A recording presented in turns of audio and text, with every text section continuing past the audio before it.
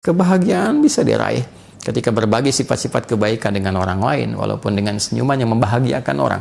Basmatuka fi wajhi akhika sedekah. Senyummu yang membahagiakan saudaramu itu bagian dari sedekah, dan itu sifat sosial yang baik.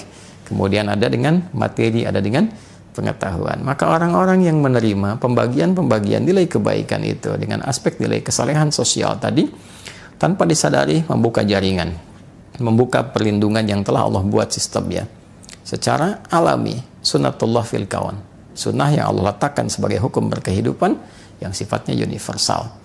Kemudian yang keempat, tentu untuk melakukan itu semua, meningkatkan iman, menunaikan sholat dengan baik, mengoptimalkan sifat sosial, itu mesti ada panduan.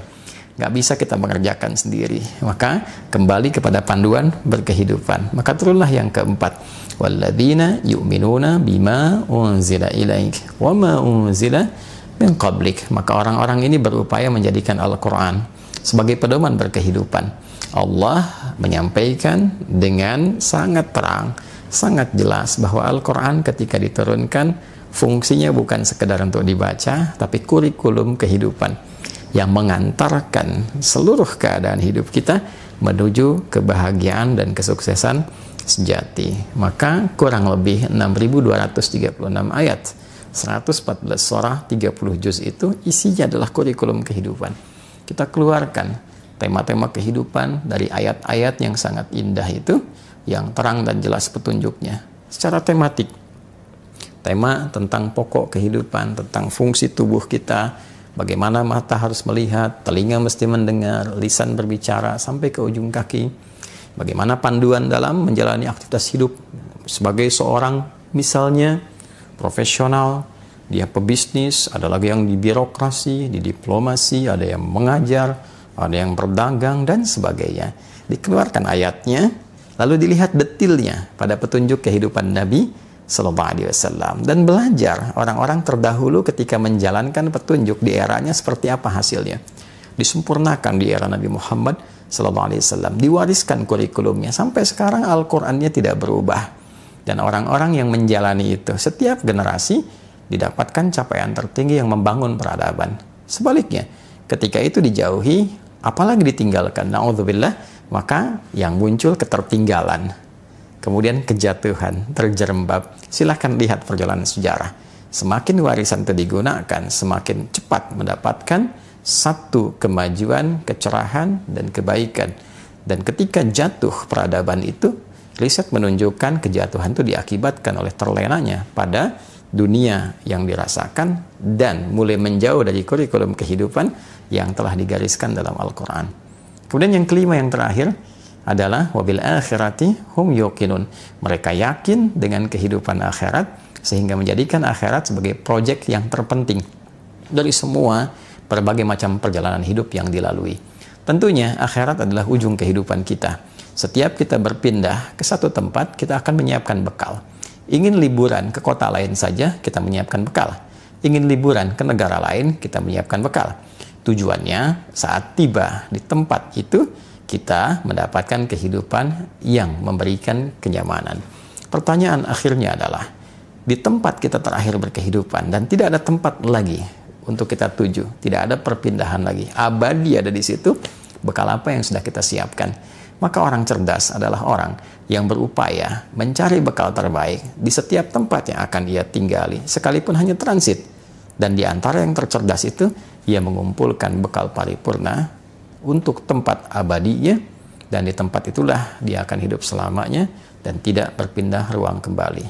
5 ini, jika dihadirkan dalam kehidupan kita, maka menghadirkan ayat yang kelima, ulaika, mereka itu yang mampu meningkatkan keimanannya kepada Allah dengan berupaya melatih itu melalui penunaian sholat yang baik, lalu mengoptimalkan nilai-nilai itu dalam konteks kehidupan sosial, menjadikan Al-Quran sebagai panduan hidup, melihat pada praktik di zaman-zaman dulu ketika dipraktikkan dengan nilai kekinian sesuai dengan eranya, lalu menjadikan akhirat sebagai proyek terbaiknya. Itulah ala hudam mir rabbihim, orang-orang yang akan selalu berada dalam petunjuk Allah sehingga memudahkan ia meraih kebahagiaan, kesuksesan, berada dalam perlindungan, wa ulaika humul muflihun, dan pastilah orang-orang itu akan selalu merasakan kebahagiaan dan kesuksesan yang sejati. 5 hal ini ketika dikerjakan dengan raihan tadi hanya akan mampu dilakukan oleh orang-orang yang disebut dalam Al-Quran sebagai orang-orang bertakwa.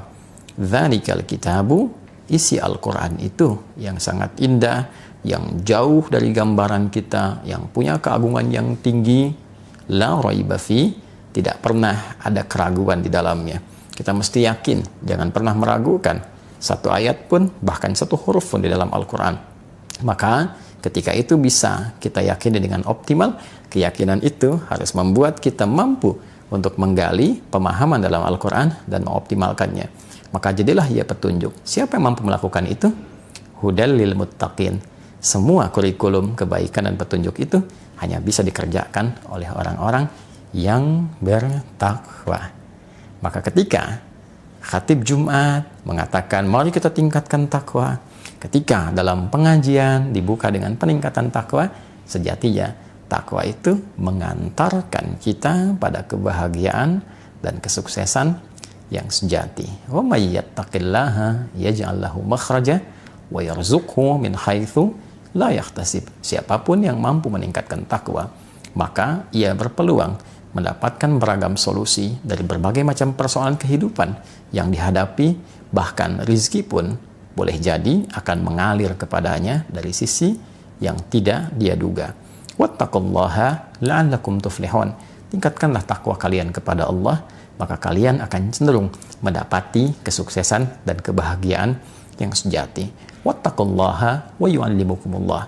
Tingkatkanlah takwa kalian kepada Allah, dan Allah akan berkenan mengajarkan pada kalian pengetahuan-pengetahuan yang baru. Takwa ada pada pengetahuan, takwa ada pada kebahagiaan, takwa adalah solusi berkehidupan. Pertanyaannya, siapa di antara kita yang mengaku sebagai insan beriman? Terlebih menyimak video ini yang berupaya memotivasi dirinya untuk meningkatkan takwanya kepada Allah dan mendapati janji Allah sebagai sesuatu yang pasti untuk diraih. Semoga berkenan. Maafkan saya, Adi Hidayat.